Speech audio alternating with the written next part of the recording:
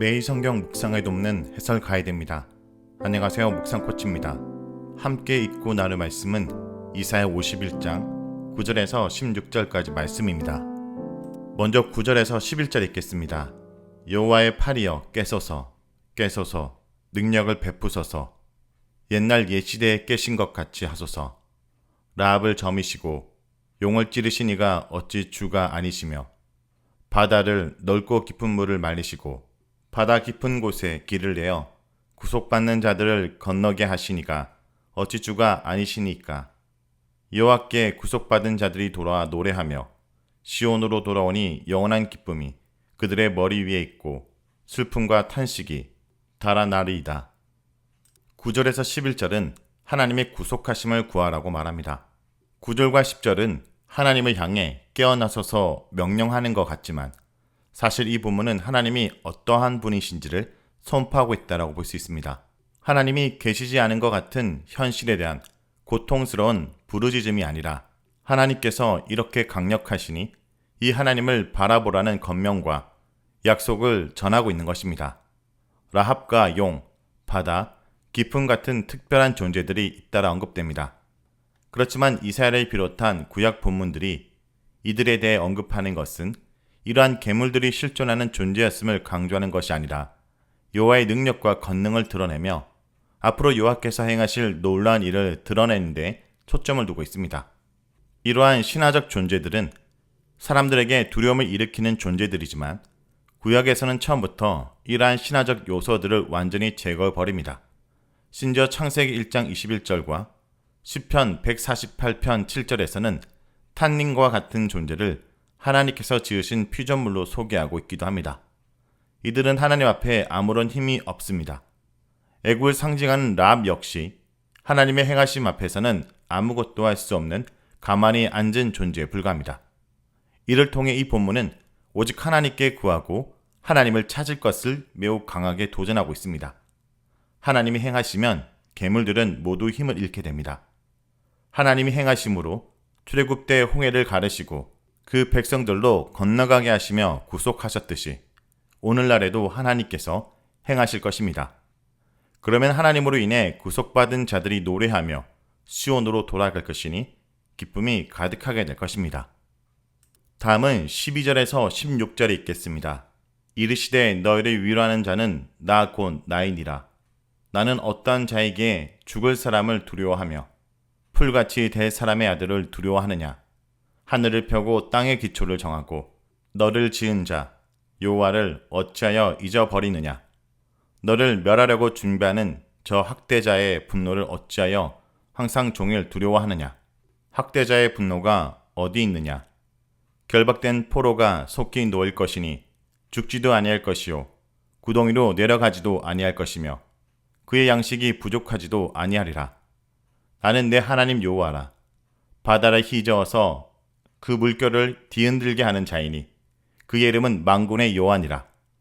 내가 말을 내 입에 두고 내 손 그늘로 너를 덮었나니 이는 내가 하늘을 펴며 땅의 기초를 정하며 시온에게 이르기를 너는 내 백성이라 말하기 위함이니라. 12절에서 13절은 학대자의 분노가 어디 있느냐라고 말합니다. 이스라엘은 하나님을 잊고 도리어 학대자의 분노를 종일 두려워합니다. 하나님께서 하늘을 펴고 땅의 기초를 정하셨고 이스라엘을 지으신 분이지만 이스라엘은 눈에 보이는 학대자의 분노를 항상 두려워하고 있습니다. 학대자는 죽을 존재며 풀같이 될 사람에 불과하지만 이스라엘은 그에게 매여 있습니다. 우리는 학대자가 지닌 권력과 권세에 눌려 실체를 놓치게 되지만 본질적으로 모든 학대자는 죽을 존재이며 풀같이 될 자에 불과합니다.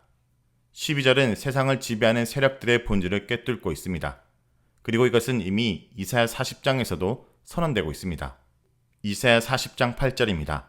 풀은 마르고 꽃은 시드나 우리 하나님의 말씀은 영원히 서리라. 학대한다라는 것은 상대를 억누르고 꼼짝 못하게 하고 제약하는 것입니다.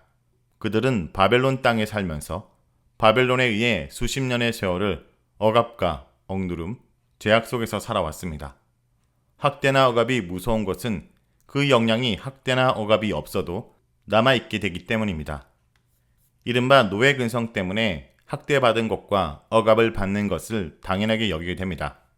노예 근성이 생기면 학대자들의 잘못은 보지 못하고 모든 것이 내 잘못이라고 여기게 되고 모든 문제가 나 때문에 일어난 것이라고 생각하게 됩니다. 그로 인해 끝없이 자신의 무능함을 탓하게 되고 자신의 미련함을 자책하면서 노예로 사는 것을 당연한 것으로 여기게 됩니다. 잠시라도 학대자들을 거스르거나 어기게 되면 이제 눈에 보지 않아도 학대자들의 분노를 두려워하여 벌벌 떠게 됩니다. 그렇게 학대자들의 분노를 항상 종일 두려워하니 다른 것은 전혀 상상할 수 없습니다. 이미 앞에서도 이사야 40장 이후의 본문이 포로 가운데 있는 이스라엘을 향한 하나님의 설득이라는 말을 여러 번 했습니다. 이렇게도 간절하고 줄기차게 하나님께서 설득하시는 까닭은 이스라엘이 학대자의 분노에 매여 있고 노예와 포로된 삶에 길들여져 새로운 날에 대해 상상하거나 전혀 기대할 수도 없기 때문일 것입니다. 바로 이런 이유로 하나님께서 보내신 예언자는 여호와께서 행하실 새날을 반복해서 증거하고 있습니다. 그리고 여호와 하나님이야말로 하늘과 땅을 조성하신 창조주심을 계속해서 선포하고 태고 쪽에 온갖 괴물들을 무찌르신 분임을 선언하고 있습니다. 바벨론의 우상들은 넘어지고 자빠져도 다시 일어나지 못하며 다가올 일을 아무것도 말할 수 없지만 여호와께서는 이미 지금 일어날 일을 예고하셨고 이제 앞으로 일어날 일을 일러주실 분이심을 강력하게 전달하고 있습니다. 이 모든 설득과 이 모든 선포의 목적은 학대자의 분노의 사슬로부터 이 백성을 끊기 위한 것이고 수십 년 포로 생활에 그들을 칭칭 독려맨 노예 근성을 완전히 끊어버리기 위한 것입니다. 그럴 때 이들은 여호와께서 행하실 새로운 날들을 상상할 수 있을 것입니다. 하나님이 어떤 분이신지를 깨닫게 되면 그 전에 그들을 그토록 사로잡았던 학대자의 분노라는 것이 사실은 아무런 실체가 없음을 깨닫게 될 것입니다. 두려움에 사로잡히면 아무것도 할 수 없습니다. 그래서 세상은 끊임없이 두려움과 불안을 조장합니다. 그러나 하나님 안에 있으면 세상이 주는 모든 두려움은 쓸데없는 것임이 드러납니다. 허황된 두려움이 사라지고 천지를 조성하신 여호와 하나님만이 두드러지게 됩니다. 하나님은 두려움을 조장하시는 분이 아니라 포로된 이스라엘로 해방과 자유를 누리게 하시는 분입니다. 14절에서 16절은 결박된 포로가 속히 놓을 것이다 라고 말합니다. 마침내 포로 생활은 끝날 것입니다. 바벨론은 계속해서 두려움을 조장하여 포로된 이스라엘이 현재 비참한 삶에서 아무것도 시도하지 못한 채 묶여 살게 했지만 하나님께서는 포로들이 속히 노연하게 되리라고 선포하십니다.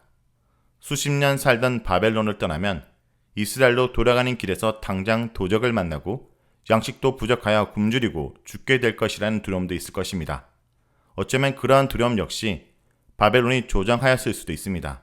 자신들의 지배를 벗어나면 당장이라도 죽고 망할 것처럼 두려움을 확산시켰을 수도 있습니다. 일본 제국주의는 일본이 없으면 조선이 당장이라도 망할 것처럼 가르쳤고 언제나 당파 싸움과 자리 다툼에 곧 망하고 말 민족인 것처럼 가르쳤습니다. 이러한 식민지 사관은 일본의 지배가 조선을 튼튼하게 자라나게 하였다라는 생각을 넓게 퍼지게 만들기도 하였습니다.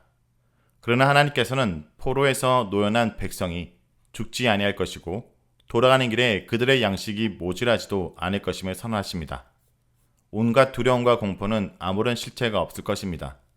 그리고 포로된 이스라엘이 섬기고 믿는 하나님은 실체가 있는 하나님이시니 그야말로 바다를 휘저어 물결을 뒤흔드는 자이십니다. 하나님께서 휘저으시면 바벨론과 같은 커다란 제국도 단번에 뒤흔들리게 될 것입니다. 바벨론에서 노연하면 포로된 이스라엘이 죽을 것 같지만 도리어 죽게 되는 것은 바벨론인 것입니다. 그러므로 만군의 여호와 천지를 지으신 하나님을 믿는다는 것은 근거 없는 두려움, 세상이 조장하는 두려움으로부터 노연하는 것입니다. 세상에 가는 길을 벗어나거나 좁고 협착한 다른 길로 갈 때 우리에게는 두려움이 생겨나게 됩니다. 세상은 우리를 겁주며 대사를 따르고 남들이 가는 길을 가라고 위협합니다. 남들처럼 하지 않으면 큰일이 날 것 같고 곧 죽을 것 같으며 양식도 모자랄 것 같은 두려움을 불러일으킵니다. 그러나 우리가 고백하고 믿는 하나님은 하늘을 펴고 땅의 기초를 정하신 분입니다. 그리고 그 하나님은 이스라엘을 불러 그리고 우리를 불러 너희는 내 백성이라고 부르시는 분입니다. 여호와께서 하늘을 펴고 땅의 기초를 정하셨다라는 표현은 13절에도 있고 16절에도 동일하게 반복됩니다. 13절에서 천지를 조성하신 하나님은 너를 지은 분으로 소개되고 있고 16절에서 천지를 조성하신 하나님은 시온을 일러 내 백성이라고 부르십니다. 그러므로 우리를 지으신 하나님은 우리를 향해 너는 내 백성이라 선포하십니다. 하나님이 우리를 위하시면 누가 우리를 대적하겠습니까? 세상이 조장하는 두려움을 이기고 천지의 창조주 여호와를 바라봐야 합니다. 그를 신뢰해야 합니다. 자, 여기까지가 이사야 51장 9절에서 16절까지 말씀입니다. 이 말씀을 통해 우리는 무엇을 묵상하고 적용해야 할까요? 하나님은 백성의 아픔을 아시고 치유하시는 유일한 위로자이십니다. 하나님은 흔들리는 백성에게 내가 바로 너희의 영원한 위로자인데 너희는 왜 풀같이 씻을 수밖에 없는 대적을 두려워하느냐라고 물으십니다. 이스라엘이 하나님의 언약 백성이라는 정체성을 상기시켜 주는 것입니다. 하나님이 어떤 분인지 알지 못할 때 세상은 크게 보이며 나의 모습은 더욱 작아 보입니다. 우리 삶의 가장 깊은 것까지 공감하며 바라보시는 하나님을 나는 어느 정도 신뢰하고 있습니까? 세상에 길들여진 노예 근성을 벗어버리고 우리는 온전해질 수 없다라는 패배주의를 떨쳐버리고 우리를 회복하시겠다는 하나님의 음성에 귀 기울이는 주의 백성들이 되길 간절히 기도드립니다.